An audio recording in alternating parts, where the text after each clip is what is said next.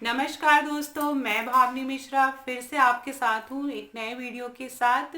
सबसे पहले आप सभी को दीपावली धनतेरस की बहुत बहुत शुभकामनाएं। यह वर्ष आपके घर में सुख समृद्धि और ऐश्वर्य लेके आए। इस वीडियो में मैं आपसे शेयर करने जा रही हूँ कि दीपावली पे जब हम मूर्ति खरीदते हैं माता लक्ष्मी की, गणेश भगवान जी की, तो हमें किन किन बातों का ध्यान रखना चाहिए। क्या हमें हर साल मूर्ति बदलनी चाहिए?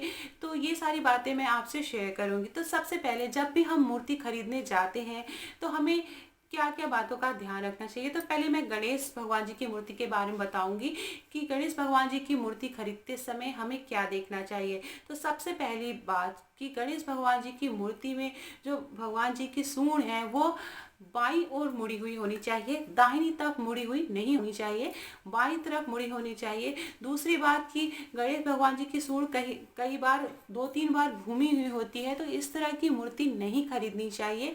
तो गणेश भगवान जी की मूर्ति में बाईं ओर झुकी होनी चाहिए सूंड, और बहुत ज़्यादा घुमावदार सूंड नहीं होनी चाहिए, तो इस बात का ध्यान रखना है।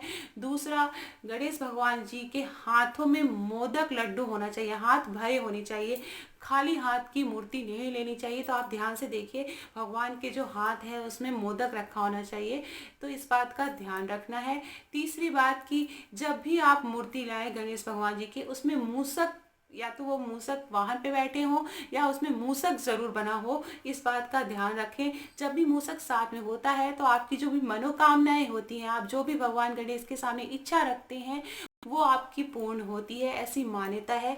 तो भगवान गणेश की मूर्ति लाते समय हमें इस बात का ध्यान देना है। अब हम बात करेंगे कि माँ लक्ष्मी की मूर्ति लाते समय हमें किस बात का ध्यान रखना है।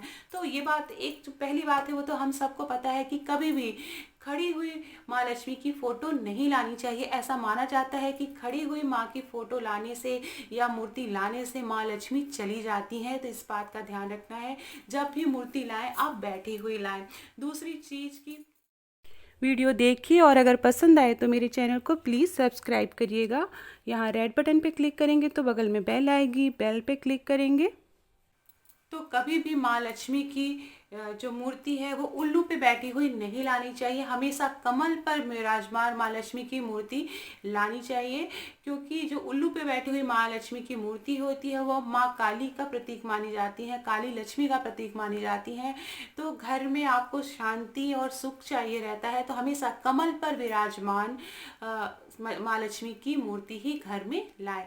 उसके बाद मैं बताऊंगी कि हमेशा हाथों को, माँ के हाथों को देखिए, हाथों में वरमाला और हाथों में धन गिरता हुआ होना चाहिए। हमेशा मूर्ति से धन गिर रहा हो हाथे से, उसी टाइप की मूर्ति लानी है। खाली हाथ की मूर्ति आपको नहीं लानी है माँ लक्ष्मी की।